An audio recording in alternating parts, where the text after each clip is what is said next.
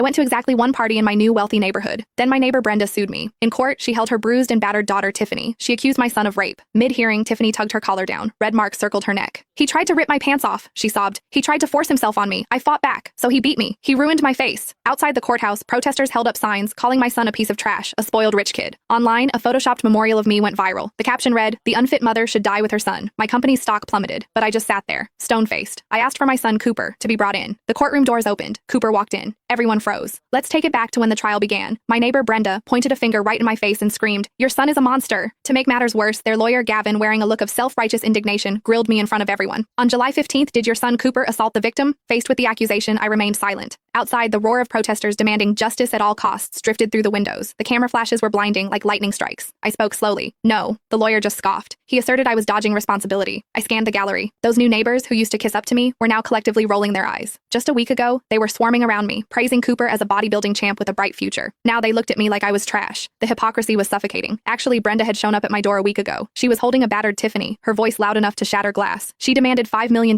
in settlement money right off the bat. She even threatened to see me in court if I didn't pay up, but I refused on the spot because I knew perfectly well that my son hadn't left the house that day. Suddenly, images of Tiffany's injuries flashed onto the courtroom's big screen. A neck brace, a cast, and scratches all over her face. Next came a grainy photo taken in the dark. In the photo, the back of a hulking man could be seen lunging at a girl on the ground. The jury gasped. The gallery erupted. Everyone was cursing, saying privileged rich kids were scum. Just then, my phone started buzzing like crazy. My company's stock price was plummeting. Expressionless, I placed my phone face down on the table. That only made the online backlash worse. The hashtag #Justice for Tiffany was trending off the charts. They called me cold-blooded, saying money made me think I was above everyone else. Gavin, the lawyer, looked smug, thinking he had this in the bag. Finally, Tiffany took the stand, trembling. She walked unsteadily, acting as if every step caused her immense pain. I had to admit, it was a convincing performance. She took a deep breath, eyes welling up with tears. I'll never forget those eyes. She choked out her accusation. They were filled with an animalistic rage. The tension in the room hit its peak. Just as the whole room was ready to condemn me, the courtroom doors slowly pushed open. Cooper walked in. But the moment they saw Cooper clearly, everyone froze. "He looked at me like I was prey." Her words sent the room into a frenzy again. Meanwhile, my company's stock took another 5% hit. Yet, I didn't flinch. Seeing my attitude, Tiffany completely lost it. She shot up from her seat, pointing at me hysterically. "You only care about money. Your son ruined my dream of becoming a supermodel." Then, she started describing that nightmare in detail. She claimed Cooper charged out of the shadows like a beast, reeking of alcohol and displaying superhuman strength. She said he not only choked her but also attacked her wildly, biting like a wild animal. The jury was fuming, looking ready to convict right then and there. That's when I spoke up, my voice cold. "Hold on." Instantly, the courtroom went dead silent. I walked slowly toward her, my gaze sharp as a knife. "You say he bit you like an animal? But humans use their fists when they're angry. Only animals act on that kind of instinct." Hearing this, the opposing lawyer jumped to his feet, accusing me of victim shaming. I just let out a cold laugh and dropped a bombshell. "It's obvious you've never actually seen my son. Otherwise,